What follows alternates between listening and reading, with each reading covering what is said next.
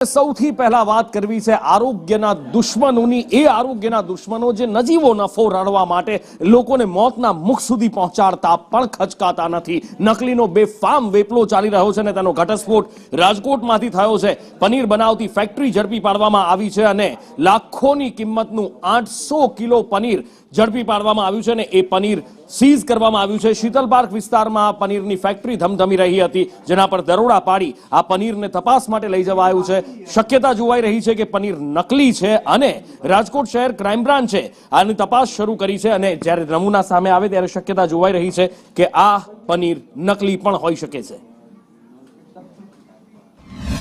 SOG PSI હરિયાણાની team દ્વારા આ Gujarat ફૂડ્સમાં red કરવામાં આવેલ હતી। આ રેડમાં 800 કિલોગ્રામ જેટલો શંકાસ્પદ પનીરનો જથ્થો, જેની કિંમત 1,20,000 થાય છે। આ ઉપરાંત કોઈ પણ જાતના બિલ અને કનેક્શન વગરના 21 ગેસના બાટલા, આ ઉપરાંત પનીરને બનાવવા માટે અલગ અલગ મટીરિયલ્સ જેવા કે એસિટિક એસિડ, પામ ઓઇલ અને બીજા બોક્સ છે, સ્ટીકર્સ છે વગેરે ટોટલ મુદ્દામાલ 1,31,000 જેટલો મળેલ છે। ઉપરોક્ત બનાવ અન્વયે ફૂડ એન્ડ ડ્રગ્સ વિભાગને જાણ કરવામાં આવેલ છે। આ ઉપરાંત આ શંકાસ્પદ પનીરના અલગ અલગ સેમ્પલો લઈને ફૂડ એન્ડ ડ્રગ્સ વિભાગની લેબોરેટરી બરોડા ખાતે પરીક્ષણ અર્થે મોકલવામાં આવે છે।